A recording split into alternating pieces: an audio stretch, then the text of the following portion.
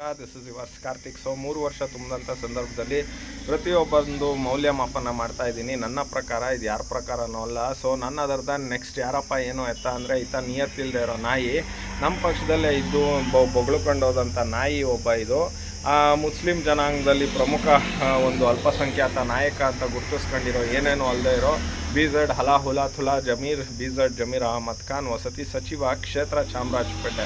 So ಈ ಗಿರಾಕಿದು ಹಿಂದಿನ ವೃತ್ತ ಅಂತ ಹೇಳಬೇಕು ಅಂತ ಅಂದರೆ ಸ್ನೇಹಿತರೆ, ಈ ಗಿರಾಕಿ ಸೋತಿ ಸುಣ್ಣ ಆಗಿ 3 ಸಲ 4 ಸಲಿನೋ ಕುಮಾರಣ್ಣ ನನಗೆ ಏನಾರ ಮಾಡು ಅಂತ ಹೋದಂಥ ಸಂದರ್ಭದಲ್ಲಿ ಕುಮಾರಣ್ಣಂಗೆ ಏನೋ ಎಲ್ಲ ಹರಿದು ಬಿಡ್ತಂತೆ, ಪ್ರೀತಿ, ವಿಶ್ವಾಸ, ಪ್ರೇಮ.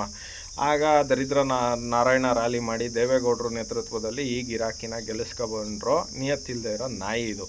ಹೋಗ್ಲಿ ಕಾಂಗ್ರೆಸ್ಗೆ ಹೋಗಿ ನಿಯತ್ತಾಗಿದೆ ಇರೋ ನಾಯಿನ ಅಂದರೆ ಅಲ್ಲೂ ಕೂಡ ಇಲ್ಲ. ಸೊ ಇವನಿಗೆ ವಸತಿ ಸಚಿವ ಕೊಟ್ಟರು because of bucket of Siddaramulla Khan ಅಂತ. ಏನೇನು ಹಿಡಿತಾನೋ ಸಿದ್ದರಾಮಯ್ಯನಿಗೆ ಗೊತ್ತಿಲ್ಲ, ಆದರೆ ವಸತಿ ಸಚಿವ ಅಂತ ಕೊಟ್ಟಿದ್ದಾರೆ. ಸೊ ಇವನದು ಸಾಧನೆ ಏನು, ವಸತಿ ಇದರಲ್ಲಿ ಏನೇನೂ ಇಲ್ಲ.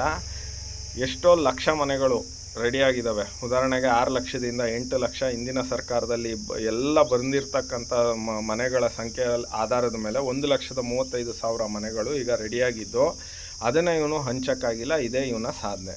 ಸೊ ಸ್ಲಮ್ ಬೋರ್ಡಲ್ಲಿ ಏನಾದರೂ ಮಾಡಿದಾನ? ಅದು ಕೂಡ ಏನೂ ಇಲ್ಲ, ಯಾವುದೂ ಇಲ್ಲ, ಏನೂ ಮಾಡಿಲ್ಲ. ಗುಂಡಾಡಿ ಗುಂಡನ ಥರ ಓಡಾಡ್ಕೊಂಡಿದ್ದಾನೆ. ಮಾತೆತ್ತಿದ್ರೆ ಹಡ್ಬಿಟ್ಟು ದುಡ್ಡನ್ನ ಹಂಚ್ತಾನೆ, ಅದು ಬಿಟ್ಟರೆ ಇನ್ನೇನಿಲ್ಲ. ಬಡವ್ರಿಗೆ ಏನಾದ್ರು ರಾಜೀವ್ ಗಾಂಧಿ ಸ್ಕೀಮಲ್ಲಿ ಏನಾರು ಮಾಡಿದಾನ? ಇಲ್ಲ. ಹೋಗ್ಲಿ ಜಯ ನ್ಯೂ ಆರಾಮ್ ಇಂದು ಕಂಟಿನ್ಯೂ ಇದರಲ್ಲಿ ಏನಾರ ಮಾಡಿದಾನ? ಇಲ್ಲ. ವಿ ಸೋಮಣ್ಣ ಅವರಾಗಿದ್ದರು, ಅಂಬರೀಷ್ ಆಗಿದ್ದರು, ತದನಂತರದಲ್ಲಿ ನನ್ನ HD ರೇವಣ್ಣ ಅವರಾಗಿದ್ದರು.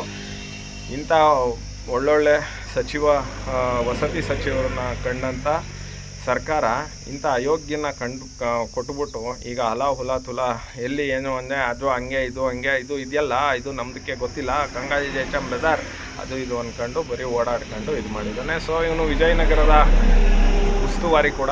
ಏನು ಇವನು ಸಾಧನೆ ಅಂದರೆ ವಿಜಯನಗರದಲ್ಲೂ ಕೂಡ ಇದೇ ರೀತಿ ಇದು ಮಾಡಿದ್ದಾನೆ.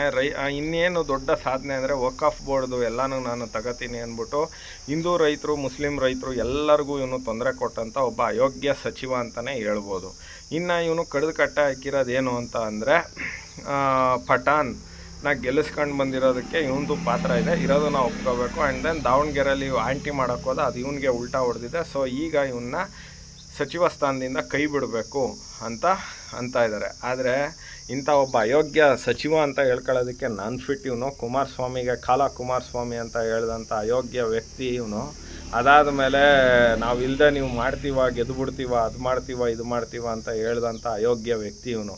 ಇವನಿಗೆ ಅಷ್ಟು ಸ್ವಾಭಿಮಾನ ಅನ್ನೋದಿಲ್ಲ ಒಂಚೂರು. 1% ಇವನಿಗೆ ಇದು ಏನೋ ಹಠ ಛಲ ಅದನ್ನ ಏನಿಲ್ಲ. ಪಾಪ ಕಾಂಗ್ರೆಸ್ ಅವ್ರದ್ದೇ ಉಣ್ಬೇಕು, ಉಣ್ತಾ ಇದ್ದಾನೆ. ಪ್ರೀತಿ, ವಿಶ್ವಾಸ ಮತ್ತು ನಂಬಿಕೆಗಳನ್ನೆಲ್ಲ ಕಾಂಗ್ರೆಸ್ ಅವ್ರದ್ದು ಉಣ್ತಾರೆ, ಇವ್ರದ್ದು ಅವರು. ಸೊ ಇನ್ನು ಒಂದು ಸಚಿವ ಇದರಲ್ಲಿ ಏನು 0 ಸುತ್ತಿದ್ದಾರೆ. ಸೊ ಹೋದ ವರ್ಷವೂ 0, ಈ ವರ್ಷವೂ 0.